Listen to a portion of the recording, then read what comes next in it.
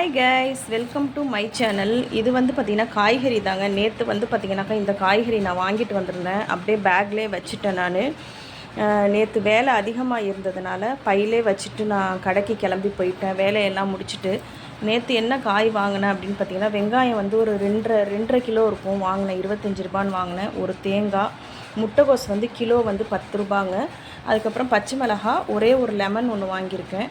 அப்புறம் 2 புதினா கட்டு, கொஞ்சமாக கருவேப்பில்லை. இது தாங்க. இந்த மாதிரி தான் நான் காய்கறி எங்கே கம்மியாக இருக்கோ அன்னைக்கு எனக்கு என்ன தேவையோ, கடைக்கும் வீட்டுக்கும் என்ன தேவையோ அந்த மாதிரி தான் நான் வாங்கிக்குவேன். அதே போல் சீசனபிள் ஃப்ரூட்ஸு, சீசனபிள் வெஜிடபிள்ஸ் தாங்க நான் எப்போதுமே வாங்குவேன். இப்போ முட்டைகோஸ் விலை கம்மியாக இருக்கிறதுனால முட்டைகோஸ் தான் வாங்கிக்கிறேன். கிலோ 10 ரூபா அப்படிங்கிறதுனால. மற்ற காய்கறிலாம் கொஞ்சம் விலை அதிகமாக இருக்குது. சவுச்சவுலாம் 25 ரூபா, கத்திரிக்காய் வரி கத்திரிக்காய் 25 ரூபா அப்படி இருக்கிறனால சரி முட்டைகோஸ் நம்ம வாங்கிக்கலாம் கடைக்கு. வீட்டுக்கு நம்ம கொஞ்சமாக தான் காய்கறி நான் யூஸ் பண்ண போகிறேன்.